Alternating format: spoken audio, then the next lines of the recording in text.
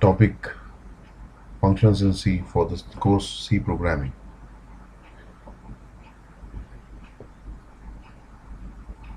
The contents of this presentations are given here, which are related to the functions in C. Normally when we write a solution, that is a program in C program, all the steps to this required for the solution are written in main function. Generally, in many cases, the steps for the solution or the statements in the solution will be repeated in some cases. Let us see an example here. The problem given is to find the sine of x with the series given here. Now to solve this such a problem, we will require to find first the factorial of different numbers in each of the term. Here 1, 3, 5, 7 or 9 and more. Also another evaluation will be required to the power of x, x raised to 1, x raised to 3, x raised to 5, x raised to 7, x raised to 9 and more. Now to find a solution of such a problem, we require to write a code, one for finding power x raised to y, and second requirement is finding the factorial of a particular number. Now the repetition of these steps or solutions for each of small problems will be required in the solution. Rather than writing it as one complete solution, it is better that we'll divide this problem into smaller problems, that write one small code for power, second write small code for factorial, and use this code in a program. So such a division of this problem into smaller solutions is a concept of the functions in C. So these small solutions written separately are called as a functions in C. So the functions in C are a small code what we are going to write it to perform a specific task. So the task will be particular, or in other way we say the task will be atomic task. A single operation will be performed by a particular function. So in our example, what you say that calculating factorial and calculating the power, each of this will be a separate function. So to write the functions, we should know the basics for the function. The C provides two basic type of functions. One is built-in functions and second is the user-defined function. The inbuilt functions are already provided by along with the compiler with the various files that we include during the program or in the program. So examples are given here. There are many more functions which are referred as the standard library functions, and you don't have to write any code for this. This is readily available and you have to just use it as per the syntax given in the compiler. We are more focused with the user-defined functions. So user-defined functions are the functions that we are going to write it. That the user or the programmer has to write the function with its code or body of the function. So when the body or the code for the function is written, then it can be used anywhere in the program. So to write the function, we need to understand three components which are used for developing or writing the functions. So the three activities involved are, first is function declaration, second is function definition, and third is function call, which is related to the functions in C. So let us see how the functions can be written in C. So to write in a general way, the function shall be written in a specific way. This is same as the standard format or standard guidelines or structure of a C program. We generally know that we are writing main program always for starting of the C program. Main is also one type of function here. So the general way to write the function is here is return type, that we write a return type for this. This will be the type of value the function is going to return, the name of the function, what we specify here, the name of the function, and the parameter list here. The parameter list for the different values we are going to give it. After this, the contents of the function are included or enclosed in the curly brackets as normally we use for main also. Then we have local variable declarations which are to be used within the function. Then the executable statements, and more important one is that there will be a return statement. So the return statement will have specific effect or use in the function. We'll explain that in later type there. So all this together is referred as, so after the function name declaration or function declaration is called as the body of the function, and in the body of the function the different components are there. Let us see the function name first. The function name here is same as, or which follow the same guidelines as the variable declaration. This function name can be used in other functions or other programs so that this function can be called or used for this.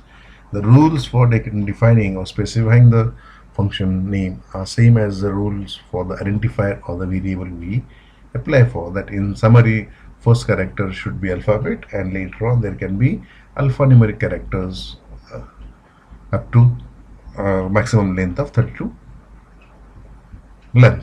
characters. The parameters in the function name declaration are the values actually which will be received by the function. So these parameters, what is being given, are called as the formal parameters, or these are also referred to the arguments which will be received as a data from the program or the function which will call this.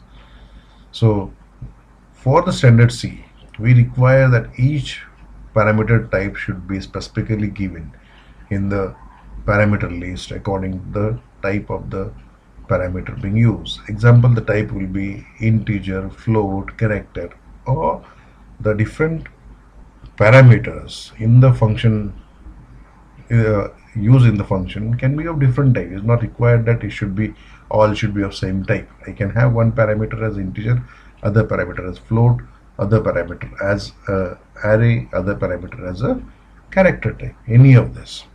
The function body is the actually, as we explained, that is enclosed in a curly bracket which has the declarations and declaration of the local variables, and then executable statements and the return statement there. So the return statement will be used to return a value from the function.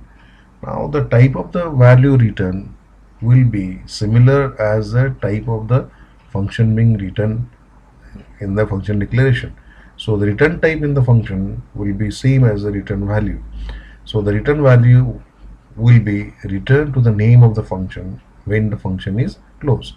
If I don't want to return any value to the function name, then the return type will be void, or the function return type can be specified as a void, that indicates that it will not return any value.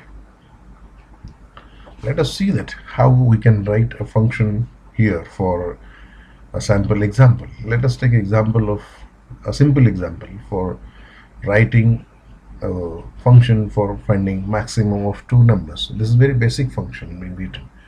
So we know simple code for writing for finding the maximum of the two numbers. That we'll check here that if there are two numbers a and b, if a is greater than b, then the result is a, else result is b. It's a simple one. But to use that as a function, then in my main program I'll have two components now. There will be main program or main function, and there will be a function for maximum. So our name of the function here is given as max of 2, what we are written now, and the type of the value it is going to return type is integer. So for the code for main, I'll have the call to the function or reference to the function here that I'm going to use it that my function max2, the name of the function must be same as specified in the function name, and I can get the value there. Now let us see how it happens, that how the function will be, or what are the details for this in this. So when we write it here, that the in the main program we are writing or we are calling a function what we are written as max2 here. So for the function max2, what we are written here is that this is my function declaration, complete int max2 in parentheses int a, int b, all bracket complete. It is a function declaration. In this function declaration, we have this as the function name, this is the return type, and these are the parameters to the function. The parameters will come from, the value for the parameters will come from max2 call, which is made from function main. It can be called from other functions also if there are more than one function here. So in my program there are two functions now. One is main function, other is the I have written max2 function here. And here interestingly there is one declaration here, int or integer result. This declaration is, or this result variable is called as a local variable. The meaning of the local variable will be elaborated later on at the end of this presentation. Now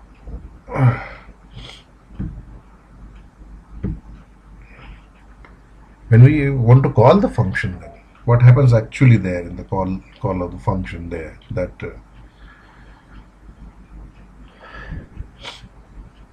so for the calling the function means that I'm going to use the function in my main or other functions.